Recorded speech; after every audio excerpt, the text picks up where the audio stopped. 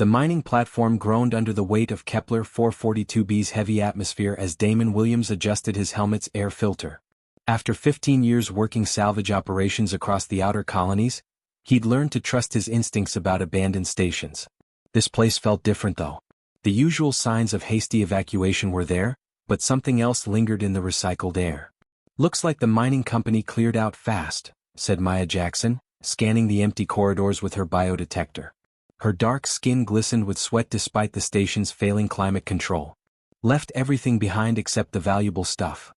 Damon nodded, running his weathered hand along a support beam.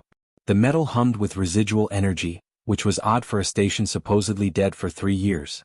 Power grid still active in some sections. That's not normal for an abandoned site. Their boots echoed through the main hub as they made their way deeper into the facility. Most salvage crews would have started stripping the outer sections first, but Damon always went for the heart of a station. That's where the real secrets hid. The third sublevel revealed the first anomaly. Security doors that should have been sealed tight hung open, their electronic locks displaying error codes Damon had never seen before. Maya's scanner started beeping erratically as they approached a massive blast door marked with warning symbols in 3 different languages. "Bio readings are off the charts," she whispered, checking her equipment twice. "Something's definitely alive down here." Beyond the blast door lay a cavern that defied explanation. The mining company had carved deep into the planet's crust, but this space felt natural, ancient. Crystalline formations jutted from every surface, glowing with soft blue light that pulsed like a slow heartbeat. At the chamber's center stood something that made both salvagers freeze in place. A crystal formation rose 30 feet into the air, its surface so clear it might have been made of frozen air. But inside, perfectly preserved like an insect in amber, lay a creature from humanity's oldest nightmares and dreams. Scales the color of deep space covered its massive form. Wings that could have wrapped around a small spacecraft were folded tight against its sides. Its head, easily the size of a ground vehicle, rested in what looked like peaceful sleep. "That's not possible," Maya breathed, her scanner trembling in her hands. "Dragons don't exist. They never existed." Damon approached the crystal slowly, his mechanics eye-catching details the bioscanner missed. Energy conduits ran through the crystal like veins, pulsing with that same blue light. This wasn't just a prison or preservation chamber. It was a machine, an incredibly sophisticated piece of technology that married biology with engineering in ways human science had never imagined. "How long do you think it's been in there?" he asked, placing his palm against the crystal's surface. The material felt warm, alive somehow. Maya's scanner finally stabilized enough to give readings. Carbon dating suggests approximately 1,000 years. But Damon, the cellular structure is perfect. No degradation, no ice crystal formation. Whatever this preservation method is, it's beyond anything we've developed. As they documented their find, Damon noticed the energy patterns fluctuating. His years maintaining fusion reactors and atmospheric processors had taught him to read power systems like other people read books. These patterns spelled trouble. "The system's failing," he said, watching the blue light dim and brighten irregularly. "Whatever's keeping this thing preserved is breaking down." Before Maya could respond, her communication device crackled to life. Corporate security had been monitoring their expedition, and news of their discovery spread fast. Within hours, Dr. Patricia Moore arrived with a full research team, immediately declaring the site classified and placing it under corporate control. "This is the greatest xenobiological discovery in human history," Dr. Moore announced, already planning extraction procedures. "We'll transport the specimen to our primary research facility for comprehensive analysis." Damon watched the preparation with growing unease. The corporate team treated the crystal like simple cargo, ignoring the delicate balance of systems that had maintained the creature for a millennium. Their heavy-handed approach sent warning signals through his mechanic's instincts. "You need to be more careful," he warned Dr. Moore during the extraction planning. "This isn't just a storage container. It's a living system and it's already unstable." The researcher barely glanced at him. "Mr. Williams, please leave the scientific analysis to those qualified to perform it. Your job is salvage, not xenobiology." As corporate ships arrived to transport their discovery, Damon took one last look at the sleeping creature.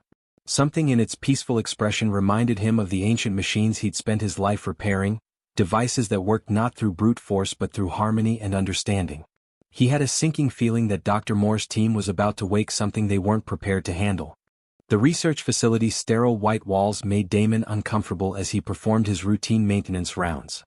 3 weeks had passed since they transported the crystal and its sleeping occupant from Kepler 442b, and Dr. Patricia Moore's team had made little progress beyond taking endless scans and measurements.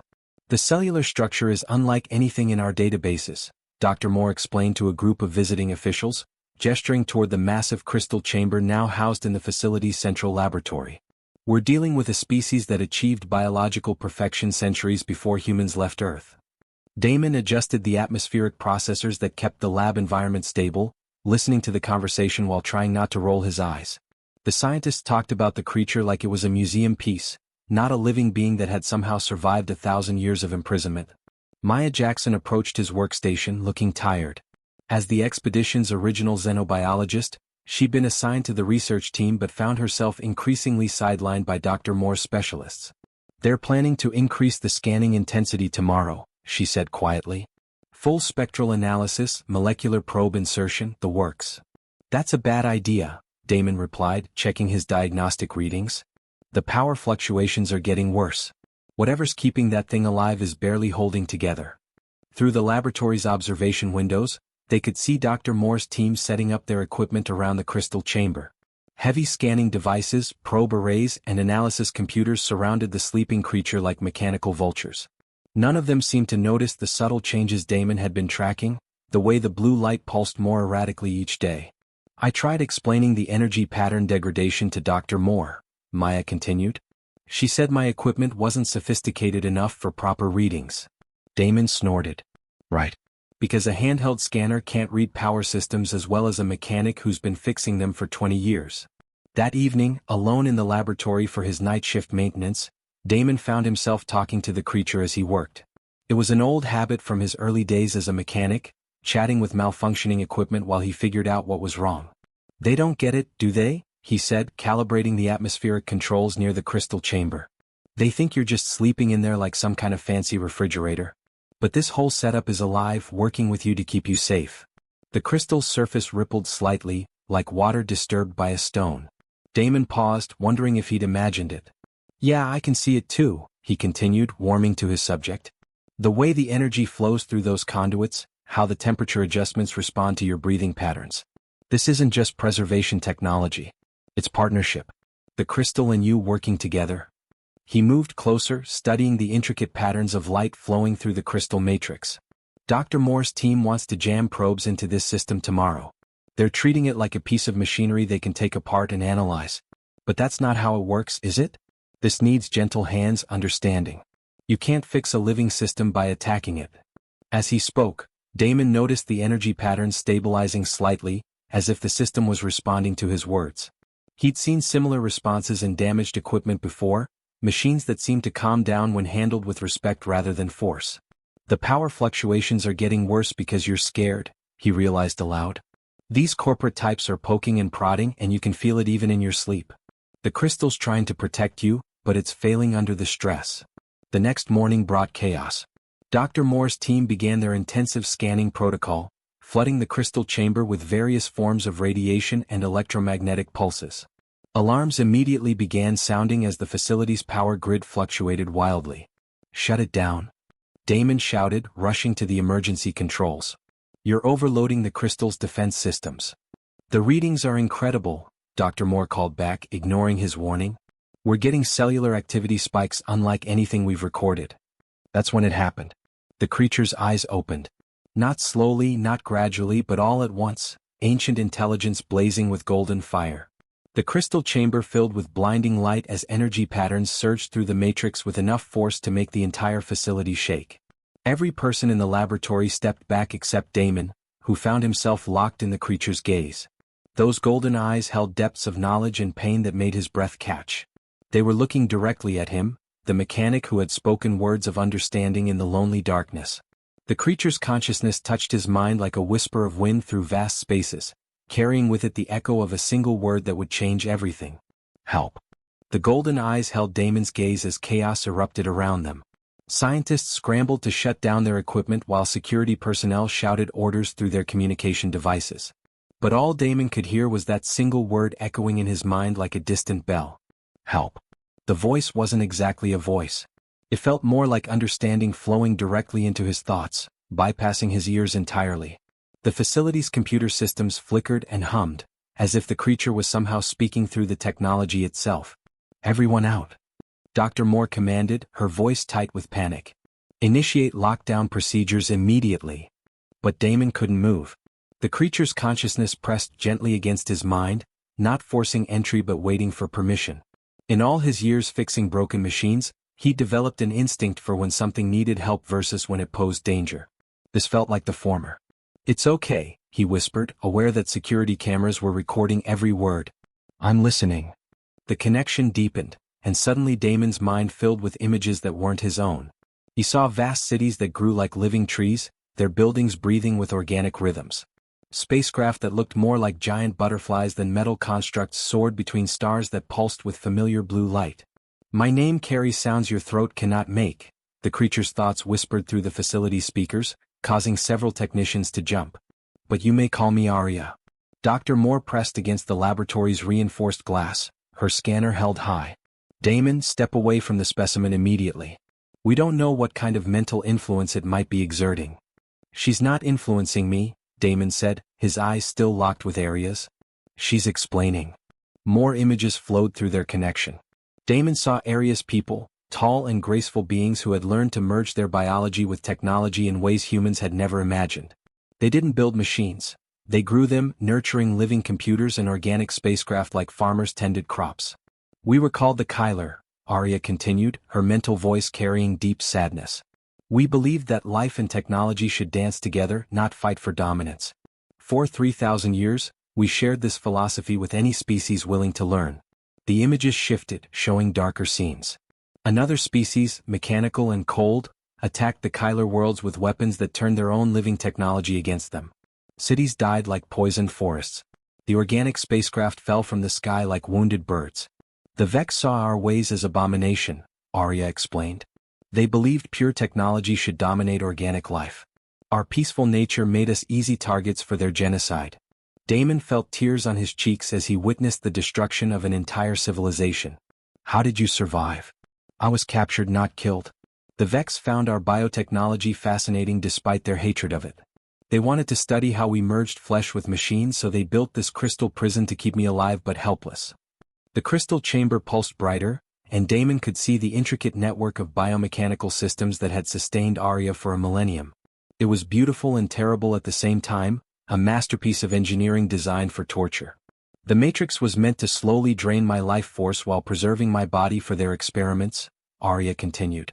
"But they underestimated Kyler technology. The crystal began adapting, learning to sustain me instead of destroying me. It became my partner in survival just as all our technology was meant to be." Through the laboratory windows, Damon could see security teams setting up containment equipment. Dr. Moore was speaking rapidly into her communication device, probably calling in military specialists. "But something's wrong now," Damon said, his mechanics instincts connecting the dots. "The crystal's failing.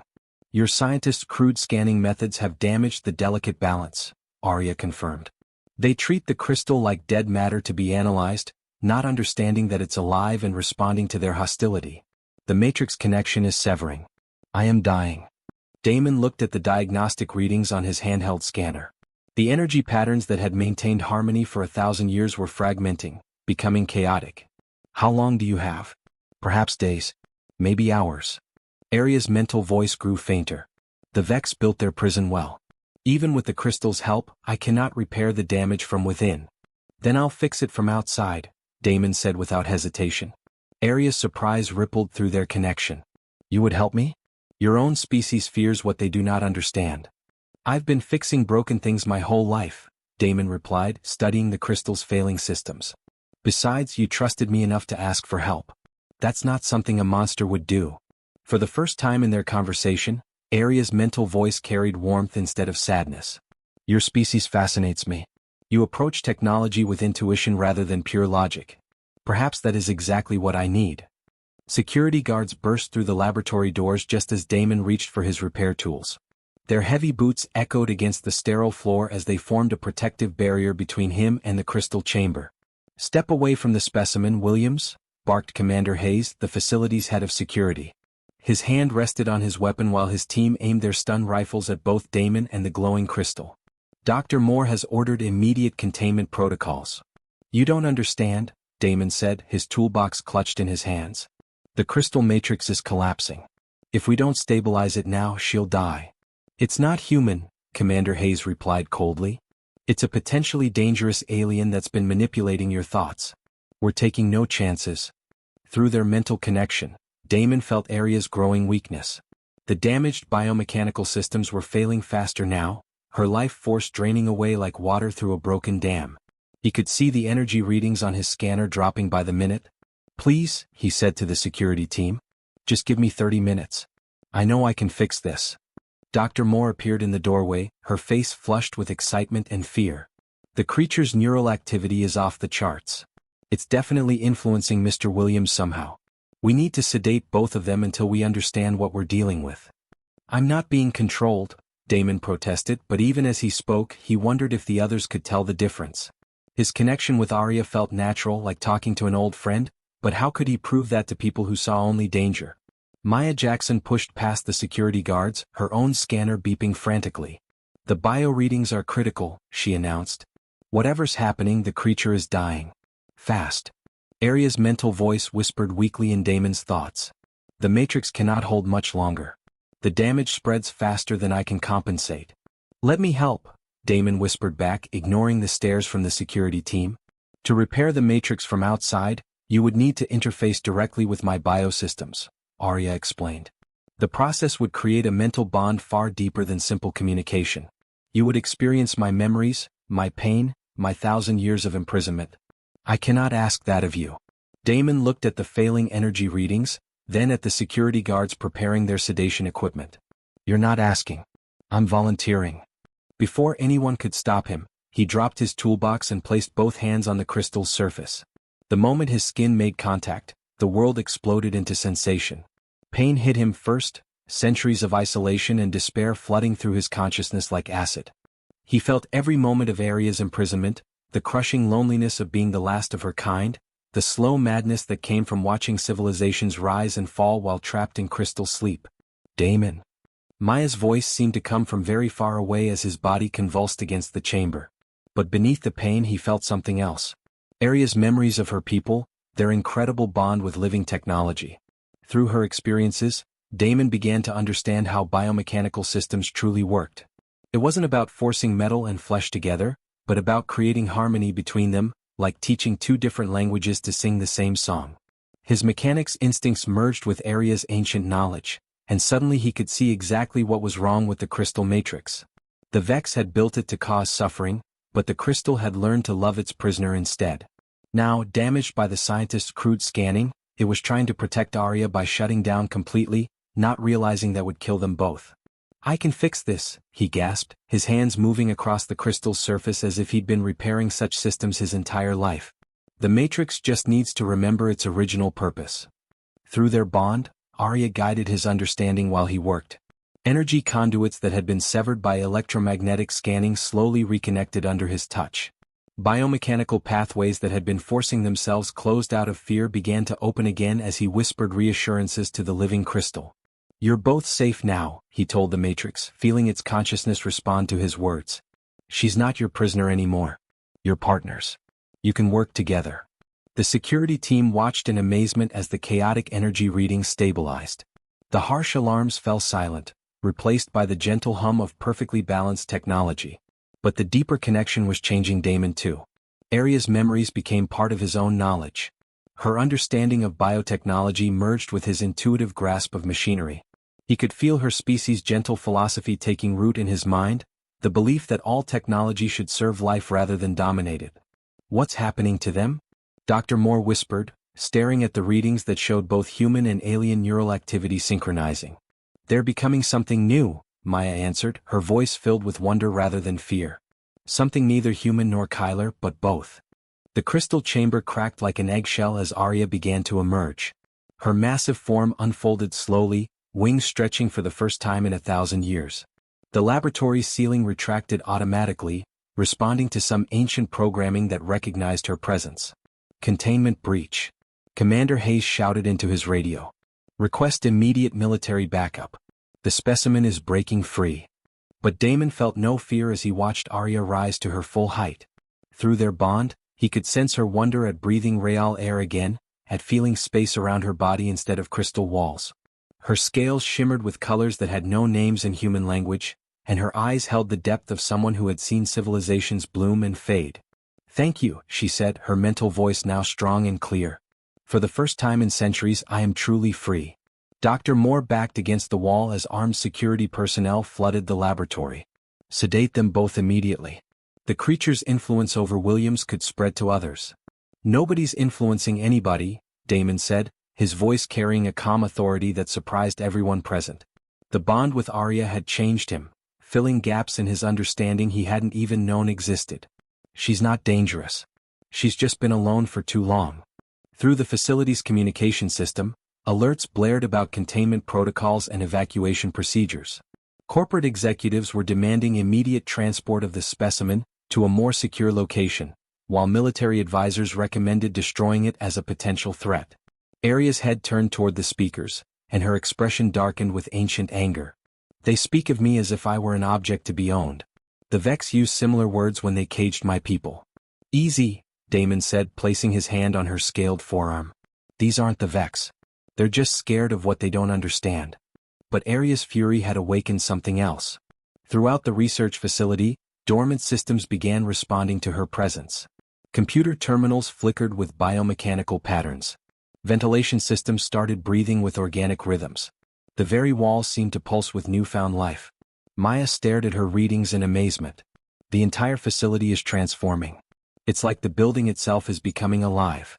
"Kyler technology," Arya explained to Damon through their bond. "My people helped design the foundation systems of this station centuries ago, during our first peaceful contact with humans. The corporate builders never knew they were using our biomechanical blueprints. Security teams found their weapons malfunctioning as the facility's systems recognized Arya as a friendly presence. Doors sealed themselves to prevent military reinforcements from entering. Emergency protocols activated to protect what the building now perceived as its rightful inhabitants. "We need to leave," Damon realized, seeing the fear and confusion spreading through the human personnel.